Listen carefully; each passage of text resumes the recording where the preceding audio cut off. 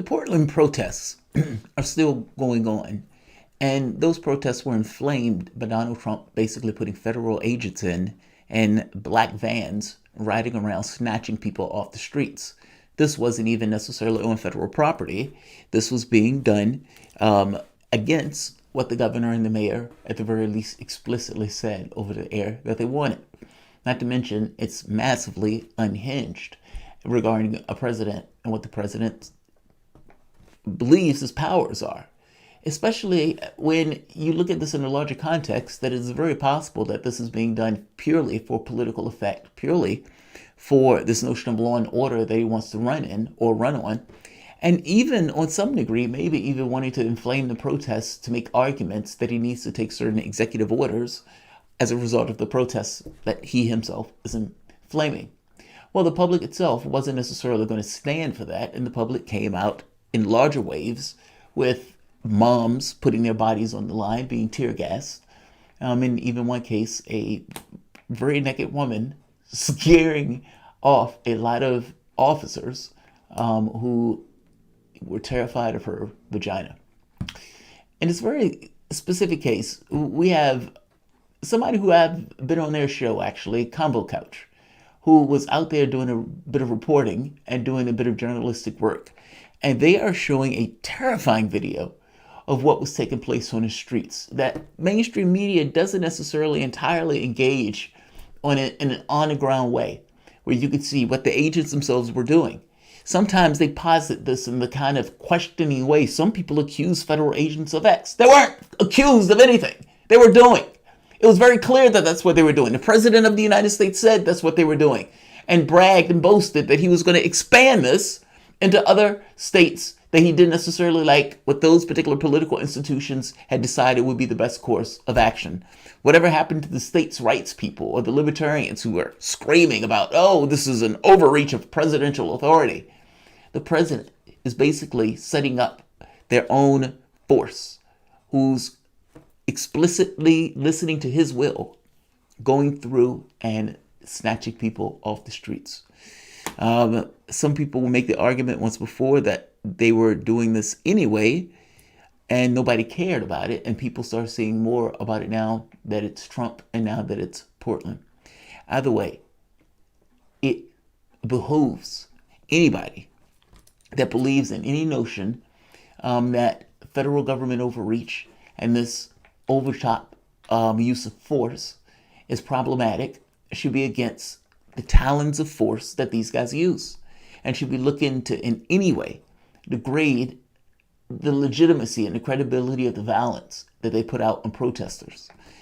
There will be times where things that the federal government is doing is abominable, and the public deems it such, and the public, having nothing to do but put themselves on the line, the capacity for the federal government or for these institutions should be degraded in regards to how they can distribute force. And this is uncalled for and unconscionable. I'm going to show you the video that they put out. This is Yo Pasta and the Combo Couch doing damn good reporting on the scene. Welcome to the Soapbox.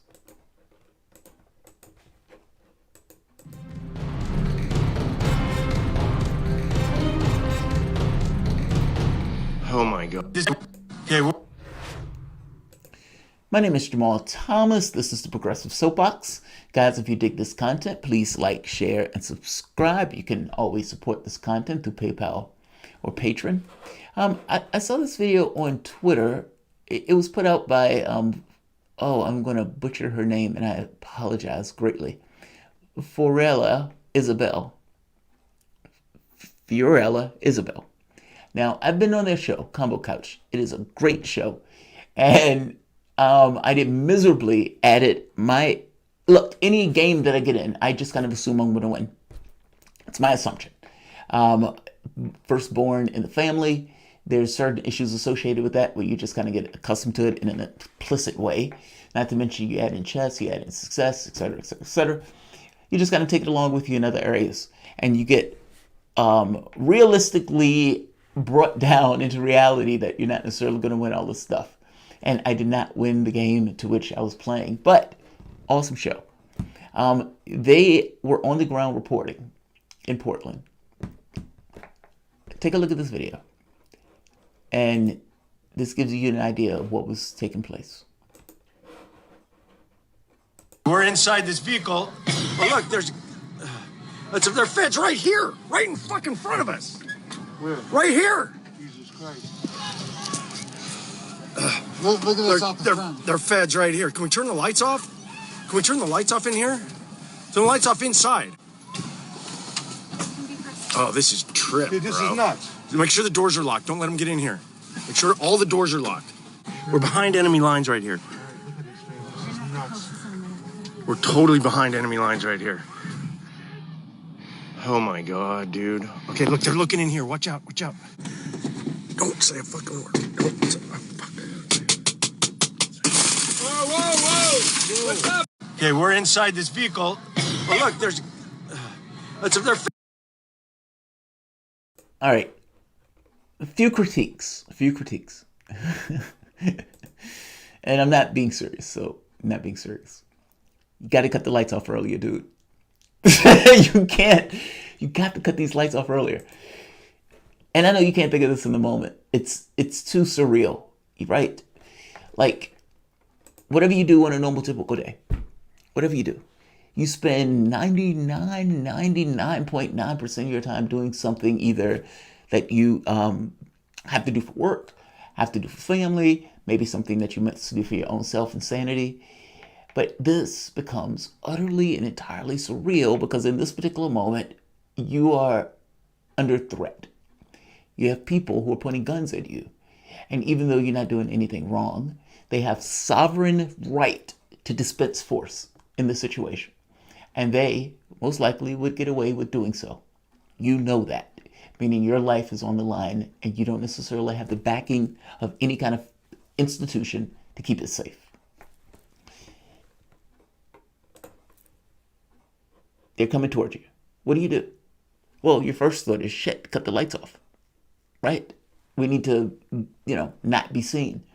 And hey, get down. But the problem is, at the point where these guys know you're in this car, they're coming towards you. And they're going to try to get you out of that car, if not drag you out of that car. And there's no way to know what happens at that point. Now, they say what happens after this, where it goes black. Let's play the video again. Feds right here, right in fucking front of us. Where? Right here. Jesus Christ. Look at this off the front. They're feds right here. Can we turn the lights off? Can we turn the lights off in here? Turn the lights off inside. Oh, this is trip, Dude, this bro. is nuts. Make sure the doors are locked. Don't let them get in here. Make sure all the doors are locked. We're behind enemy lines right here. All right, look at these things. This is nuts. We're totally behind enemy lines right here. Oh my god, dude. Okay, look, they're looking in here. Watch out, watch out. Don't say a fucking word. Don't say a fucking word. Whoa. What's up? Okay, we're inside this. Yeah, I would have been massively freaked out. I probably would have been stoned off of my ass. And I would have been like, oh God, they're going to murder us. Good reporting, man. Good reporting. So they say this. She says, Pasta and I walked out shouting press as these guns were pointed. We kept walking until we got away from the gas and the feds. We were with another journalist from Inhumans of Late Capitalism who filmed part of the video, and Bernie van operator David Crow. We were doing nothing but using the van as a media station. This is what they don't want you to see, but you see, but you will post. Oh, you will see most. What I witnessed today was nothing short of a violation of our rights and civil liberties and human that matter to me. People are telling me tweets aren't loading and showing. They're suppressing the video. Share far and wide. Wow. That's amazing. Look, for the notion of the First Amendment, if you notice, it can be ripped away at any moment. If the government comes out and tells you, yes, you have a First Amendment right to protest. However, your curfew is at 5 o'clock. Or screw it, your curfew is at 2 o'clock. Be in at 2 o'clock. It's like, well, wait a minute. We got to get home from work We ain't got anything to do with that. If we see you on the street, you're fair game. Okay, well, I mean, if you could put a limit at 5, some unseemly time, you could put it at anything, right?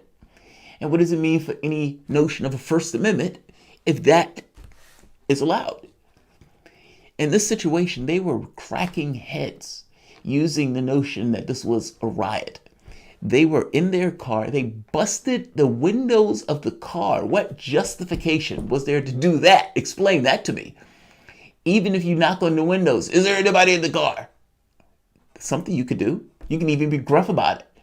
Get the fuck out of the car. You can even do that. I don't think you should, but you can even do that. Why are you busting the windows? You do it because you can't, not because you don't have to. And the whole point is to intimidate, to put fear into the population when you're doing it. I am telling you, regardless of what they say to you, regardless of them taking the knee, at the end of the day, this is the practice. This is the reason why they do it. Whatever you want to think of the mask that these guys wear, their reasonings and the impetus, the incentives that are built into it are exactly the same. Basically, we need to stop the public from doing this. We need to put fear or something in the public to not come out anymore. It's us versus them. And whatever practice we can do in order to do that, that's what we'll do. That's the truth of it. But people don't like them saying that, so they don't say that. They'll give up some other kind of, squirrely issue with this. And these will get passed away as if nothing happened without anything real taking as a result for it. It could be considered an anomaly. Oh, it was an anomaly. It was too much force. They were using methods that the state had said, or at this very least the area had said, was a no-go. Flagrantly abused it. They didn't care. They were pressed. They were screaming, press, press, press. They didn't care. Reporting on the ground. Combo Couch, Yo Pasta, Isabel. Good job, guys. Terrorizing. But in regards to what I would imagine they were experiencing at the time, but good job. Like, share, subscribe.